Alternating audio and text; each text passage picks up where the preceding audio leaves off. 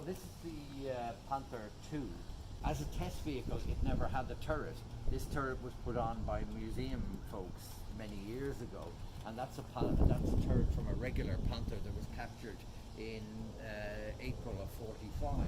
A vast number of things they were looking at, and the reason for bringing out this design and so forth was there was great concern when the original Panthers went into the front that the Russian anti-tank rifle could still penetrate the 40mm vertical sides, and the initial response to that was to design a vehicle that had 60mm armour on the sides.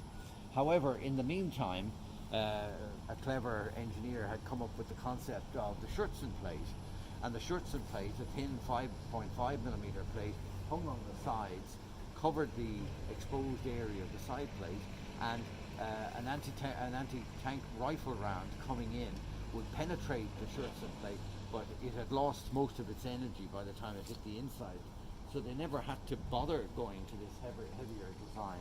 However, they continued on. They had authorization to use this for testing ideas. So what came out of this was the idea to make the side armor in a sloping form like you get on the Panther G. So the Panther G learned from this technique that's used here. The other big difference is these angles. These are completely different angles than you would get on a normal Panther, and the reason for that is it has a semi-automatic Alvar gearbox in it, not the regular Panther gearbox. Other than that, there's features that you see on the Panther G, like the rotating periscope. But if we go around to the side perhaps now and look at the suspension.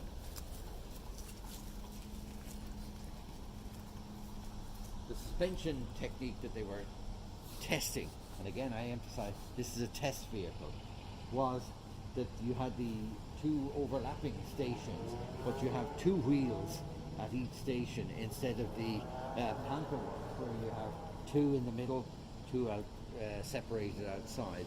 And this idea was to speed up the changing of wheels if they were battle damaged. So they were testing that. Obviously here we can see a 2-pin track system, because you've got, you can see it best on the back here. You can see here's a link, and then there's a filler link in between. Here's a link. So that's a totally different arrangement, more what was used on the Tiger II. The features of this that were tested are the things that turned up in the Panther Ausf G and in the Tiger II. This is more than a foot longer than a normal Panther. You can't see it when you look at it, but if you measure it properly, you discover it's much longer. And obviously then, when you take all the heavier armour, the extra length they have to put in there, you get a much heavier vehicle. So it's way heavier than a Panther.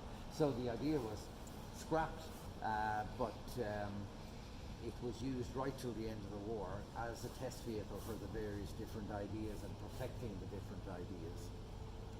Okay, so it's not a combat vehicle.